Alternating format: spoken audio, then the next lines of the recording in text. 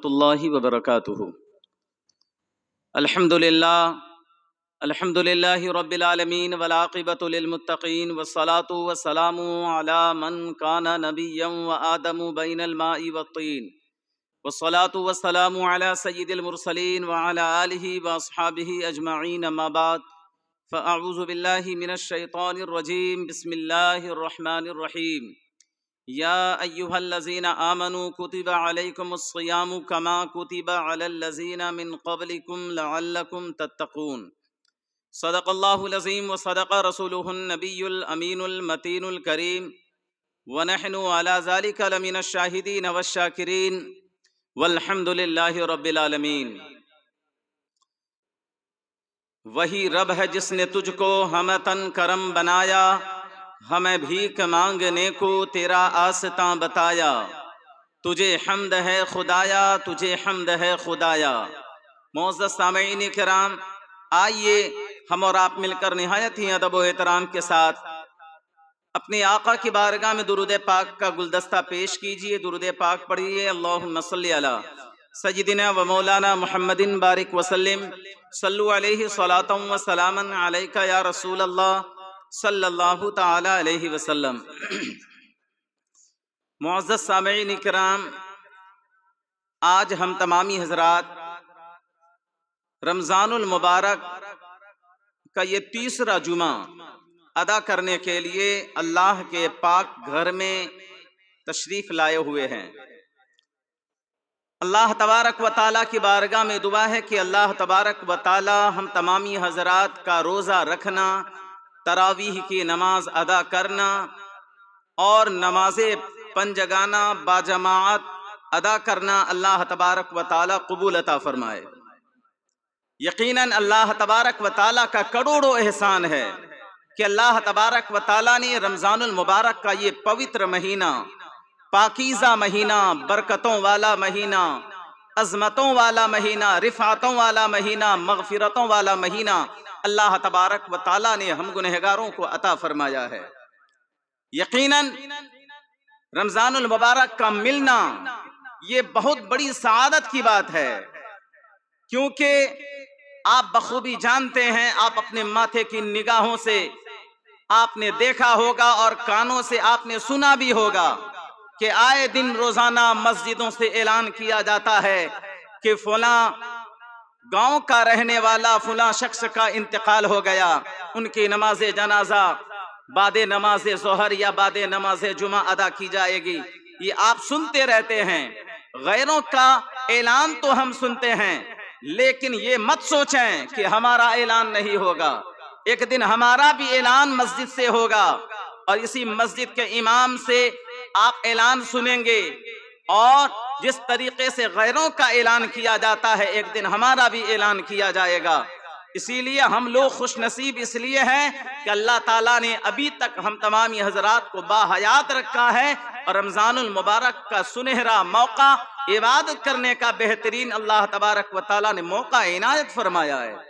یہ رمضان المبارک کا ملنا یہ آسان بات نہیں ہے، کیونکہ جس بندے سے اللہ تبارک و تعالیٰ بڑا پیار فرماتا ہے، الفت فرماتا ہے، اللہ تبارک و تعالیٰ اسے زندگی کو طویل فرما دیتا ہے اور عبادت کرنے کا سنہرا موقع عطا فرماتا ہے، اور اپنے گناہوں سے معافی مانگنے کا اللہ تبارک و تعالیٰ ایک بہترین تمغہ عطا فرماتا ہے۔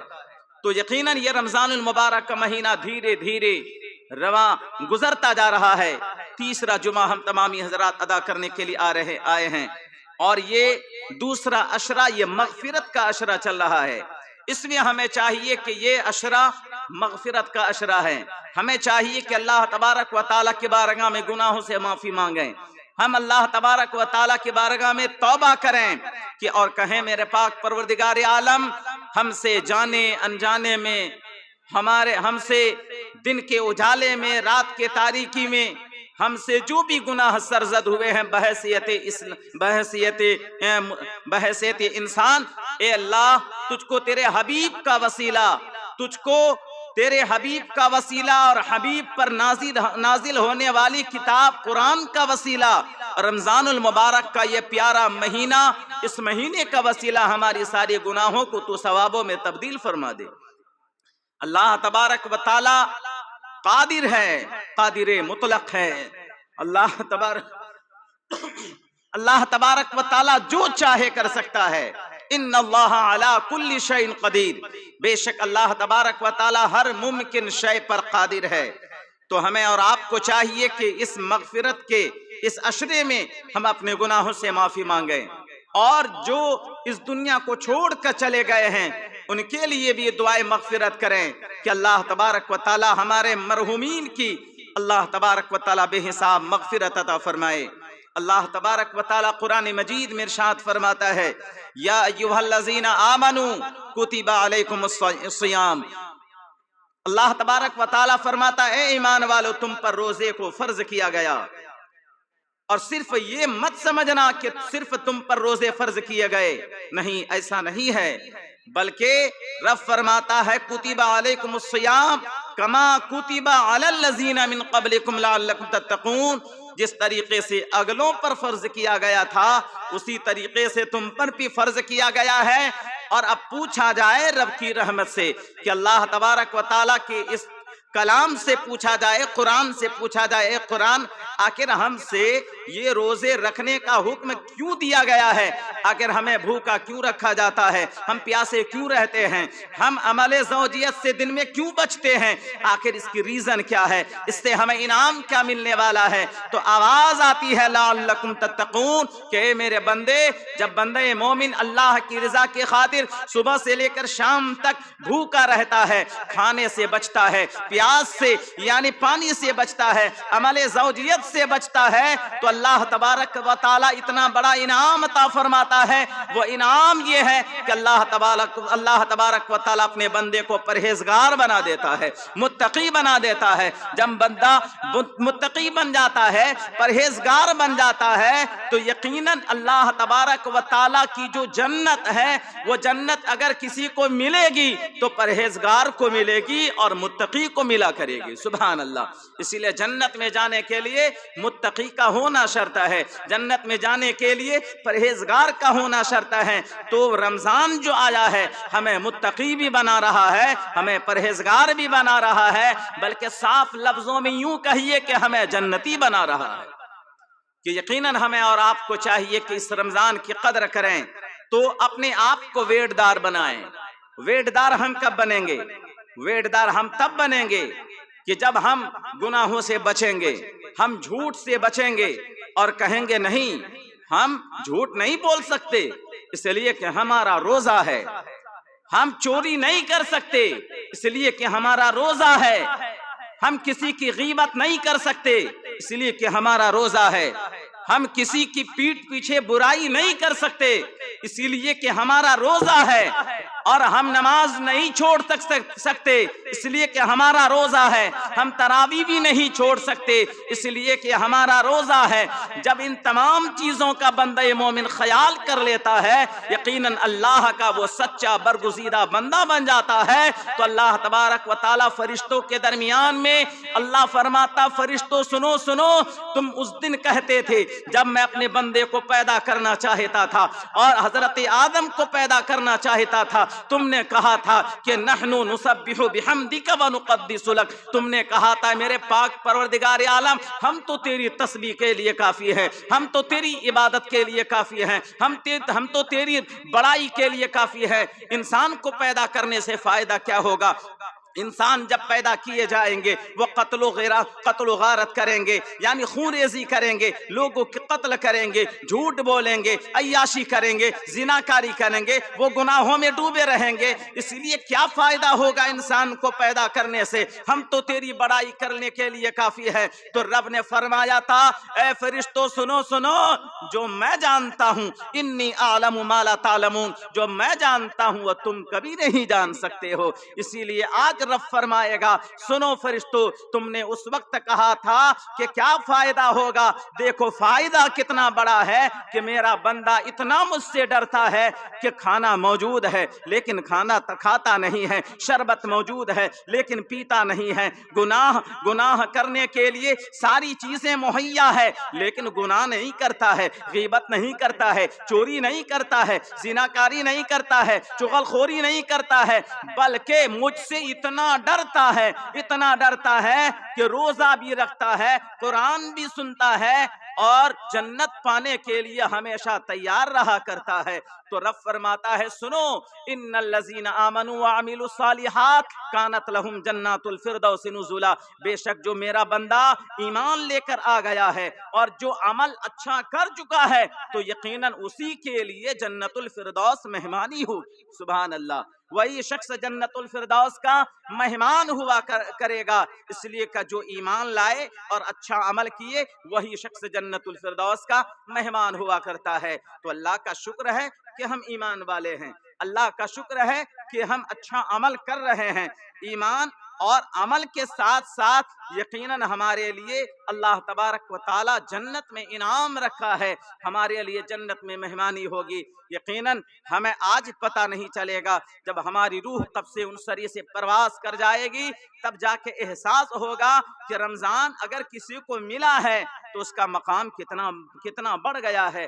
تو بات آ گئی تو میں بتا دینا چاہتا ہوں، دو شخص آقا کی بارگاہ میں آئے تھے اور آقا کونین صلی اللہ تعالی علیہ وسلم کے تصرفات کو دیکھنے کے بعد، اخلاق کو سننے کے بعد، آقا کے معجزات کو دیکھنے کے بعد دو شخص آئے آقا کی بارگاہ میں اور عرض کیا یا رسول اللہ صلی اللہ تعالی علیہ وسلم، آپ کا چہرہ لاجواب ہے، آپ کے دندان لاجواب ہیں، آپ کے گیسو لاجواب ہیں، آپ کا رفتار لاجواب ہے، آپ کا اخلاق لاجواب ہے، آپ کا انگلی کا اٹھانا اور چاند کا دو حصوں میں تبدیل ہو جانا یہ تو لاجواب ہے۔ یا رسول اللہ، آپ کا اشارہ پانا اور سورج واپس آ جانا یہ تو بہترین انداز ہے، یہ آپ کا یہ معجزہ لاجواب ہے، اور آپ اشارہ فرما دیں تو ڈوبا ہوا سورج واپس آ جائے، انگلی کا اشارہ کریں تو چاند اپنے سینے کو چاک کر لے، اگر آپ اشارہ کریں تو ترو تازہ درخت اکھڑ کر آ کر آپ کی بارگاہ میں سلامی پیش کرے، اگر آپ اشارہ کر دیں تو بند مٹھی میں ابو جہل کے ہاتھوں میں کنکری آپ کا کلمہ پڑھنا لگے، یا رسول اللہ آپ ہر اعتبار سے لاجواب ہیں۔ اسی لیے میں چاہتا ہوں جو نبی تمام انبیاء کرام کے سردار ہیں، ہمیں اللہ نے موقع عطا فرمایا ہے کہ یا رسول اللہ آپ کا زمانہ ہمیں ملا ہے، اسی لیے ہم اگر ایمان نہیں لائیں گے تو یقیناً ہمارا خسارہ ہو جائے گا۔ یا رسول اللہ ہم ایمان لانا چاہتے ہیں، میرے مصطفیٰ نے کلمہ پڑھایا، دونوں کلمہ پڑھ کر مسلمان ہو گئے، صحابی رسول ہو گئے۔ اب دونوں میں سے عبادت کرنے میں بالکل ذوق و شوق کے ساتھ عبادت کرنے لگے، کوئی پانچوں وقت کی نماز پڑھ رہا ہے، کوئی اس سے بڑھ کر تہجد پڑھ رہا ہے، کوئی نوافل پڑھ رہا ہے، کوئی قرآن کی تلاوت زیادہ کر رہا ہے۔ ان میں سے ایک جو تھا وہ عبادت میں زیادہ تھا، یعنی عبادت میں جلدی کرتا تھا، یعنی زیادہ عبادت کیا کرتا تھا، وہ سوچتا تھا یہ میرا بھائی عبادت میں پیچھے رہ جائے میں آگے نکل جاؤں، بالکل یہ معاملہ چل رہا تھا۔ لیکن ایک دن ایسا ہوا کہ جنگ کے موقع پر کسی غزوات میں ان میں سے ایک صحابی جو جلدی یعنی زیادہ عبادت کرنا چاہتے تھے، وہ جنگ کے موقع سے وہ شہید ہو جاتے ہیں۔ جب وہ شہید ہو گئے اللہ نے بڑا انعام عطا فرمایا، کیونکہ جو شہادت کا مقام ہے وہ بہت بلند و بالا ہے، وہ شہادت پا جاتے ہیں۔ ان کے بعد وہ دوسرے جو صحابی تھے ان کو اللہ تعالیٰ نے 1 سال کی زندگی اور طویل فرما دی۔ حضرت ابو طلحہ بیان فرماتے ہیں اس کا تو وہ تو شہید ہو گئے، اس کے بعد 1 سال ہونے کے بعد اس صحابی کا بھی انتقال ہو گیا۔ اتنے میں حضرت ابو طلحہ بیان فرماتے میں نے خواب میں کیا دیکھا کہ جنت سجائی گئی ہے اور جنت کا ایک داروغہ ہے، وہ باہر نکلتا ہے، تو باہر وہ نکلا تو میں نے کیا دیکھا کہ وہ دونوں صحابی جنت کے گیٹ پہ کھڑے ہیں، سبحان اللہ، جنت کے گیٹ پر کھڑے ہیں، لیکن جنت کا جو داروغہ تھا وہ نکلا اور جو 1 سال بعد انتقال ہوا تھا ان کو ادب سے لیا اور کہا چلیے آپ پہلے جنت میں چلیے، سبحان اللہ، چلیے پہلے آپ جنت میں چلیے۔ اور اس کے بعد کچھ دیر کے بعد جو پہلے شہید ہو گئے تھے، جو عبادت زیادہ کیا کرتے تھے، ان کو بعد میں لے کر جنت میں گئے۔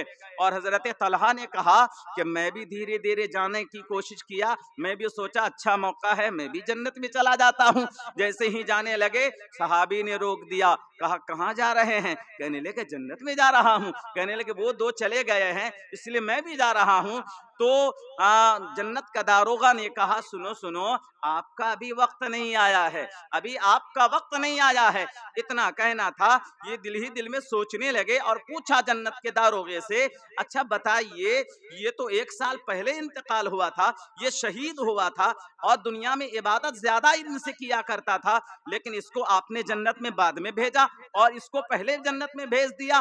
اتنا کہنا تھا، جنت کا داروغہ کچھ بتاتا کہ آنکھ کھل گئی۔ جب آنکھ کھل گئی دیکھا کہ بستر پر ہے، اب سوچنے لگے اب کیا کروں، یہ تو خواب ہے، آخر پوچھوں تو کس سے خواب کی تعبیر پوچھوں؟ کہنے لگے ابھی تو ہمارے آقا حیات سے ہیں، چلو آقا کی بارگاہ میں پوچھتے ہیں۔ آقا کی بارگاہ میں جاتے ہیں اور آقا کونین کی بارگاہ میں عریضہ پیش کرتے ہیں، یا رسول اللہ صلی اللہ تعالی علیہ وسلم، میں نے ایک خواب دیکھا ہے، بڑا خوبصورت خواب ہے۔ کہنے لگے کون سا خواب؟ کہنے لگے یا رسول اللہ میں نے کیا دیکھا، جو وہ 2 شخص آئے تھے آپ کی بارگاہ میں جو ایمان لائے تھے، صحابی رسول ہونے کا اللہ نے اسے شرف عطا فرمایا تھا، وہ بہت عبادت کرتے تھے، ایک تو بہت زیادہ عبادت کرتے تھے جو جنگ میں شہید ہو گئے تھے، ان کا 1 سال پہلے انتقال ہوا، 1 سال کے بعد اس کا انتقال ہوا، لیکن یا رسول اللہ میں نے دیکھا جنت کے گیٹ میں جو پہلے انتقال ہوا تھا، جو شہید ہوئے تھے، اس کو بعد میں جنت میں بھیجا گیا، اور 1 سال کے بعد جس کا انتقال ہوا تھا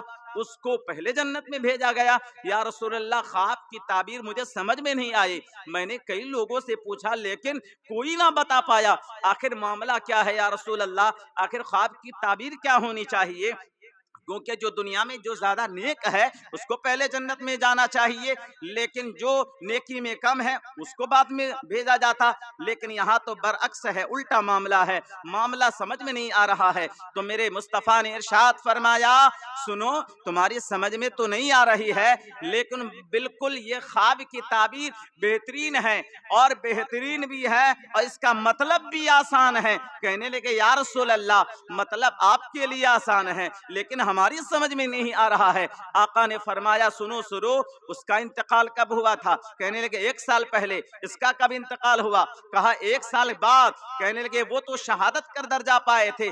سنو بات دراصل یہ ہے 1 سال پہلے اس کا انتقال ہو گیا لیکن اس کا مقام تو بلند ہے، لیکن اس کے بعد جو اس کو 1 سال کا دوبارہ 1 سال کا جو موقع ان کو ملا دوسرے صحابی کو، اس کو رمضان المبارک کا مہینہ بھی مل گیا، سبحان اللہ، اس کو رمضان المبارک کا مہینہ بھی مل گیا۔ جب رمضان کا مہینہ ملا تو یہ بڑے اچھے انداز سے روزہ بھی رکھا اور قرآن کی تلاوت بھی کی اور یہاں تک کہ اعتکاف بھی کیا اور اتنی عبادتیں رمضان میں کی کہ اللہ تبارک و تعالیٰ نے اس کی رمضان کی عبادت کو اتنا قبول فرمایا۔ روزہ رکھنا، قرآن پڑھنا اور اعتکاف میں بیٹھ کر عبادت کرنا اللہ تعالیٰ نے اتنا قبول فرمایا کہ 1 سال پہلے جو انتقال ہوا تھا یعنی شہادت کا درجہ پائے تھے ان سے کئی گنا زیادہ اللہ تبارک و تعالیٰ نے ان کو مرتبے میں بڑھا دیا، یعنی نیکیوں میں اتنا بڑھا دیا کہ اتنا ڈیفرنس یعنی